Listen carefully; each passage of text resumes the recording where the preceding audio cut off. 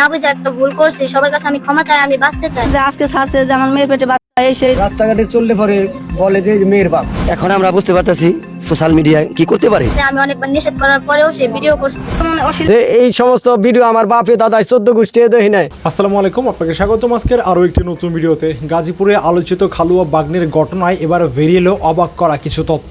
চলুন প্রথমে একটি ভিডিও দেখে আসি, তারপর আমি এই বিষয়ে বিস্তারিত আলোচনা করবো। দর্শক, ভিডিওটি প্লে করার আগে আপনার কাছে ছোট্ট একটি রিকোয়েস্ট, এখনও যারা আমাদের চ্যানেলটি সাবস্ক্রাইব করেননি, নিত্য নতুন ভিডিওর আপডেটগুলো পেতে চ্যানেলটি সাবস্ক্রাইব করে আমাদের সঙ্গেই থাকুন। না বুঝে একটা ভুল করছি, সবার কাছে আমি ক্ষমা চাই, আমি বাঁচতে চাই। যে আজকে ছাড়ছে যে আমার মেয়ের পেটে বাচ্চা এসে রাস্তাঘাটে চললে পরে বলে যে মেয়ের বাপ। এখন আমরা বুঝতে পারতেছি সোশ্যাল মিডিয়ায় কি করতে পারে। যে আমি অনেকবার নিষেধ করার পরেও সে ভিডিও করছে। অশ্লীল সব ভাষায় যেমন এলো এই ভিডিওটি করছে। খালু সরলতার সুযোগ নিয়ে আমার সাথে খারাপ ব্যবহার করে। গাজীপুরে আপন খালুর সঙ্গে ভাগ্নির কথিত সম্পর্ক, টানা 5 দিন নারায়ণগঞ্জে অবস্থান এবং পরবর্তীতে সেই ঘটনার ভিডিও সামাজিক যোগাযোগ মাধ্যমে ছড়িয়ে পড়ার ঘটনায় নতুন করে চাঞ্চল্যের সৃষ্টি হয়েছে। অনেক মানুষ আছে যারা এই ভিডিওটা ছাড়ছে আর কি, তাদের আমি বিচার চাই আইনত ভাবে। দেশবাসীর উদ্দেশ্যে আমি যেহেতু বুঝতে পারি না বুঝে একটা ভুল করছি, সবার কাছে আমি ক্ষমা চাই, আমি বাঁচতে চাই। আমি না বুঝে একটা কাজ করছি, এটা তাদের উচিত ছিল যে পারিবারিক ভাবে এটা সমাধান করে দেয়, কিন্তু তারা তা না কইরা যারা আমার এই ভিডিওটা ছাড়ছে বা ভিডিওটা করছে আর তাদেরকে যে আনছে তাদের বিচার চাই আমি। কেন আমার এই ভিডিওটা ছাড়া হইলো? ভিডিও ছড়িয়ে পড়ার পর শুধু ঘটনাটি আলোচনায় আসেনি, বরং এর প্রভাব পড়েছে এই তরুণী ও তার পরিবারের উপর। যেমন আমার মেয়ের যেমন এই যে ভিডিওটি ছাড়ছে, এই ভিডিওটি কিভাবে মনে করেন বন্ধ করা যায়, এটা আপনার কাছে আবেদন রইলো। যেমন ধরেন যে আজকে ছাড়ছে যে আমার মেয়ের পেটে বাচ্চা এসে নানান কিছু দিয়ে আপনার ছাড়তেছে, কিন্তু আমার মেয়ে তো মনে করেন এত বড় কাজ করে নাই। ভুক্তভোগী পরিবারের দাবি, সামাজিক যোগাযোগ মাধ্যমে ভিডিও ছড়িয়ে পড়ার পর থেকে তারা চরম সামাজিক ও পারিবারিক চাপের মধ্যে রয়েছে। রাস্তাঘাটে চলতে পারি না, রাস্তাঘাটে চললে পরে বলে যে মেয়ের বাপ। মেয়ের বাপ কারণ হলো বুড়া নাই জোয়ান নাই, তারা ফোন দিতেছে। আমি তো আর বাজারে মনে করেন যে কাঁচা বাজার আর বিক্রি করতে যাই না। এদিকে যে বা যারা এই ভিডিও সামাজিক যোগাযোগ মাধ্যমে ছড়িয়ে দিয়েছে তাদের বিরুদ্ধে ব্যবস্থা নেওয়ার দাবি জানিয়েছেন তরুণীটি। আমার এই ভিডিওতে কোনো পারমিশন দেওয়া হয়নি, আমি ভিডিও করতেও রাজি ছিলাম না। আমার মেয়ে পা ধরছে, আমি অনেকবার নিষেধ করার পরেও সে ভিডিও করছে। ভিডিও করার পর ওটা আর কি বাজেভাবে অনেক জিনিস বানিয়ে ছাড়তেছে। তিনি বলেন, না বুঝে এবং পরিস্থিতির কারণে খালুর সঙ্গে সম্পর্কে জড়িয়ে পড়া তার জীবনের একটি বড় ভুল, কিন্তু সেই ঘটনার ভিডিও সামাজিক যোগাযোগ মাধ্যমে ছড়িয়ে পড়ার পর এখন তিনি মানুষের সামনে দাঁড়াতে অস্বস্তি বোধ করছেন। বাসায় আব্বু আম্মুর সাথে রাগারাগি হওয়ার পর আমি নানু বাসায়, খালুর কাছে, মামার কাছে, সবার কাছে ফোন দেই। তারপর আমার খালু আমার ফোন ধরে আমার সাথে কথা বলে যে আমার কাছে চলে আসো, আমি তোমাকে মাদ্রাসায় ভর্তি করে দেবো, এই জায়গায় ভালোভাবে রাখবো, আর বাসায় যাইতে হবে না। সেই জন্য আর কি আমি তার উপর বিশ্বাস করে যাই। তখন সে বললো, আমরা তো বাসা বদলাইছি, তোমার খালা 2 দিন পর এই জায়গায় আসবে। তারপর আমি ওই জায়গায় থাকতে থাকি, আমি তখন কিছু এত মাইন্ডে নেই নাই।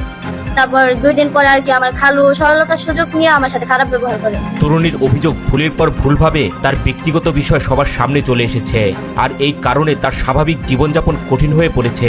আর আমি এই অবস্থায় বাড়ির বাইরেও বেরো দিতে পারি না, কোনো জায়গায় যাইতেও পারি না।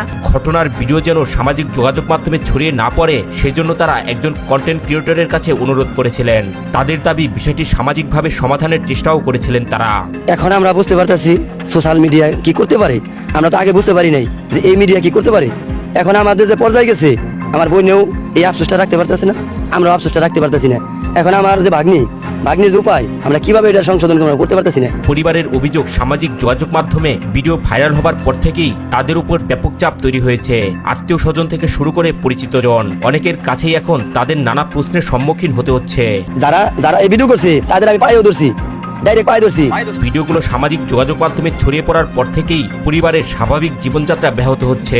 তার দাবি, ব্যক্তিগত বিষয় নিয়ে তৈরি ভিডিওগুলো দ্রুত সামাজিক যোগাযোগ মাধ্যমে সরিয়ে ফেলা উচিত। ভুল বিষয়ে হয়তো খালু একটা কিছু করছে, তখন এটা কিভাবে সংশোধন করা যায়, তখন আপনারা সবাই মিলে এটা আমার সংশোধন করে দেন। একটি ভুল সিদ্ধান্তের জন্য একজন মানুষ হয়তো সমালোচনার মুখে পড়তে পারেন, কিন্তু সেই ভুলের ভিডিও বারবার ছড়িয়ে দিয়ে তাকে সামাজিকভাবে হেয় করা কোনোভাবেই সমস্যার সমাধান নয়। সবারই মান সম্মান ইজ্জত সবারই আছে।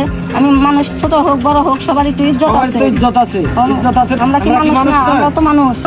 যে এই সমস্ত ভিডিও আমার বাপে দাদাই 14 গোষ্ঠী দেখি নাই, যে এইভাবে টর্চারিং করে, যে বলে যে এই মেয়েটা 4 দিন গেছে 4 দিন।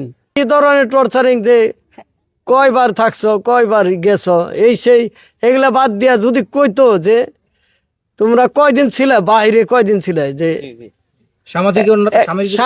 সামাজিক ভাবে যদি কইতো যে 4 দিন বাসা বাড়ি আসছিল তোমরা, রাস্তাঘাটে চলতে পারি না, রাস্তাঘাটে চললে পরে বলে যে এই যে মেয়ের বাপ কারণ হলো বুড়া নাই জোয়ান নাই, তারা ফোন দিতেছে আমি তো আর বাজারে মনে করেন যে নিয়ে কাঁচা বাজার আর বিক্রি করতে যাই না, কারণ হলো মেয়ের লাইফ, এই মেয়েটার বয়স কিরকম হবে। তাইলে এই হাসি ঠাট্টা যদি আরম্ভ হয়ে যায় তাহলে মেয়েটা তো মনে করেন লাইফ নষ্ট হয়ে গেল, লাইফ নষ্ট হইলো না। আমি প্রশাসনের কাছে অনুরোধ রাখি যে এর বিচার চাই আমি। এই ভিডিওটা রং সাইড করছে, আপনারা দেখেন কিরম রং করছে, আপনারা দেখেন এরকম বাচ্চা বয়সের মেয়েটা। দর্শক, আশা করি সম্পূর্ণ ভিডিওটি দেখেছেন। দর্শক, এই ভিডিও সম্বন্ধে যদি আপনার কোনো মতামত থাকে তাহলে অবশ্যই কমেন্ট করে জানাবেন।